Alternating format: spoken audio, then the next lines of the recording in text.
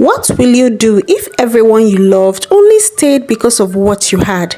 In the heart of Nkalago village, a wealthy man with power and prestige decided to lose everything on purpose. Once upon a time, in a peaceful village called Nkalago, there lived a very rich man named Chief Obinna.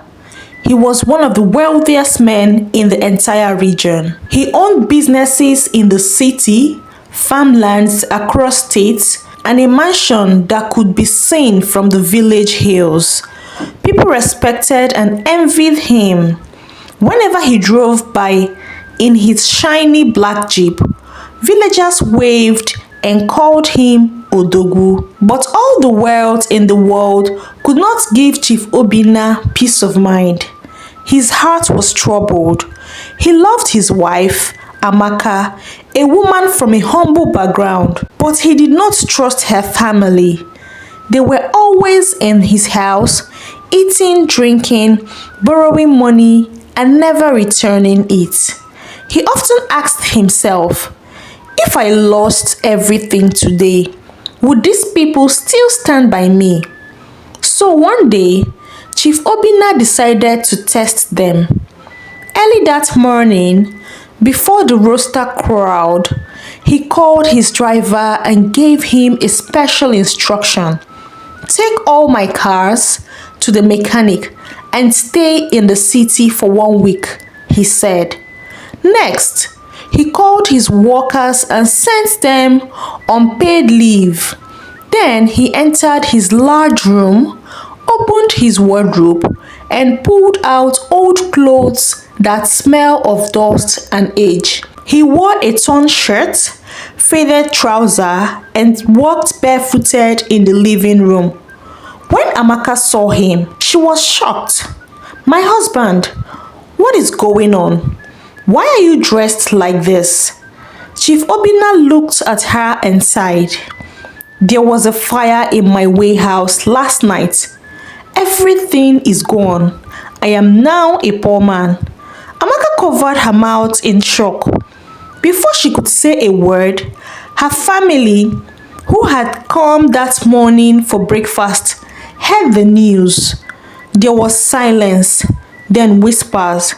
Then one by one, they began to leave. We will come back when things are better, her brother Ifeanyi said. I can't suffer here, her sister muttered. I have my own problems. Within 1 hour, the house that once held laughter and noise was empty. Only Amaka remained. She held his hand and said softly, rich or poor, you are still my husband. I am not going anywhere. Chief Obinna said nothing, but inside, his heart was full of quiet joy. The thirst had begun. The compound that used to buzz with the sounds of frying meats, musics, and visitors now stood silent. It was as if the house itself was grieving.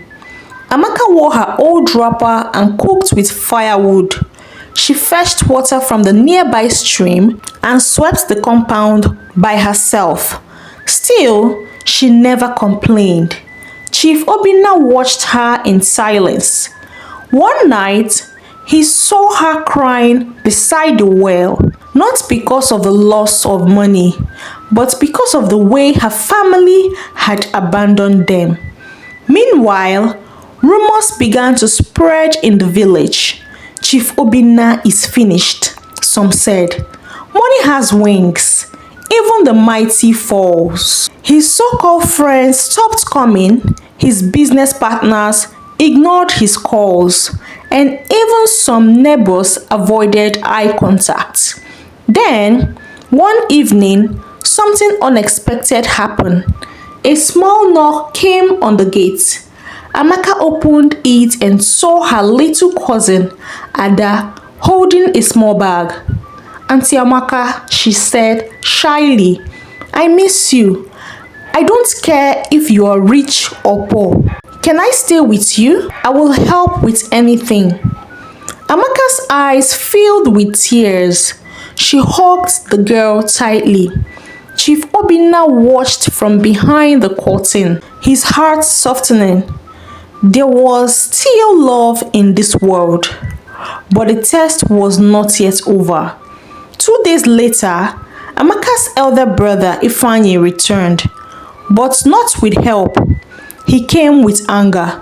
"Amaka," he said, "you are embarrassing us. Come back home. This man has nothing left. What are you still doing here?" "I am staying here with my husband," she replied firmly. Her sister Chioma joined. "You are wasting your life with a broke man. You should have left when we did." Chief Obinna stood behind the door, listening. Then Ada, the little cousin, stepped forward. "You should all be ashamed. Auntie Amaka is a good wife. The rest of you only loved Chief Obinna's money." There was silence. Then, with angry faces, the siblings turned and left. They had no shame. That night, Chief Obinna sat beside Amaka in a dark compound. "Thank you," he said. "One day you will understand everything." Amaka nodded. "I just want peace. Money or not, I believe in you." His heart burned with emotion, but he held the truth a little longer. He wanted to see more. Word spread fast in Nkalago that Chief Obinna was now a pauper. Some village elders who used to enjoy his gifts came to visit, but instead of offering help, they brought judgment. "Chief," said Elder Nnaji, "you should not have invested so much in the city. You forgot your roots. Now, look at you. Maybe it is time to sell this mansion," another added. Chief Obinna listened in silence. Amaka offered them palm wine, but they refused. "There is no meat to go with the drink," Elder Nnaji muttered. When they left, Amaka was quiet. She could not believe how quickly respect has turned into scorn. That night, she knelt by her husband and prayed, "God, if this is our new life, give us strength to face it." Chief Obinna listened. A tear rolled down his cheek. He was beginning to see the world with new eyes. One afternoon, while Amaka was at the stream with Ada, a woman named Sandra came visiting. She was an old friend of Chief Obinna from his business days, beautiful, wealthy, and full of pride. "Obinna," she said, "I heard about your troubles. I can help you. I have money. All I ask is that you leave that village wife of yours and marry me." Chief Obinna looked at her and smiled. "I don't need your money," he said calmly. "I only needed the truth. Now I have it." Sandra laughed, then continued suffering. She turned and left. That evening, she told Amaka everything. Not the full truth, but about Sandra's offer. "What did you say to her?" Amaka asked. "I said I already have the richest woman by my side." She smiled, though she didn't fully understand. To deepen the test, Chief Obinna staged a faked business deal. He sent a friend to the village, pretending to be a foreign investor looking for farmland. "I heard Chief Obinna owns large lands," the man said in front of Amaka's relative. "I want to invest in them." Suddenly, those who had vanished began to return. My in-law," Ifeanyi shouted, hugging Chief Obinna. "Chioma came with gifts. I made your favorite soup, Uncle Obinna. We missed you." But Amaka watched in silence. Her heart was broken. Later, Chief Obinna told her everything. It was a trick. "They don't care about us, only money. This time, Amaka cried openly. On the 10th day, Chief Obinna gathered everyone, Amaka, her relatives, Ada, and even the elders. I have something to say, he began. He stood up, walked into his room, and returned wearing his rich clothes. The shines of his shoes, the gold of his wrist. Everyone stared. I never lost any money. It was all a test. Gaps filled the air. Faces turned pale. I wanted to know who truly loved me. And now I know. Only Amaka and little Ada stood by me. The silence was heavy. From today, he continued, only those who stood by me will enjoy blessings.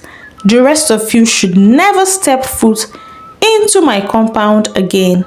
That evening, the compound lit up.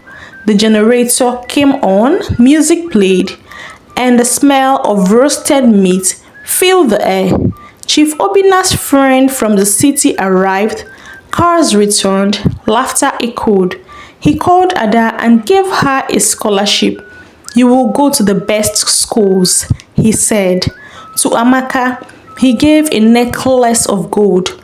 You passed the greatest test of love. She cried tears of joy. The truth has set them free. Days passed. The story of Chief Obinna's test spread across the village. People began to ask themselves, if I were in his shoes, what would I have done? Even the elders returned, asking for forgiveness, but Chief Obinna stood firm. Respect is earned, he told them, and love is tasted. Amaka became a symbol of loyalty. Women from other villages came to learn from her. In the end, Chief Obinna found peace, not in riches, but in the truth. He and Amaka grew closer, and Ada became like a daughter to them. The mansion was no longer just a place of wealth, it was a home of love, truth, and honor. I hope you enjoyed this story. Let me know in the comment section your thoughts concerning the story. Are there still loyal wives just like Amaka? And if you haven't subscribed, please consider subscribing. I'll be uploading an interesting story in a few days. You wouldn't want to miss that. Please make sure to subscribe and turn on your notification. See you in my next story. Remain blessed.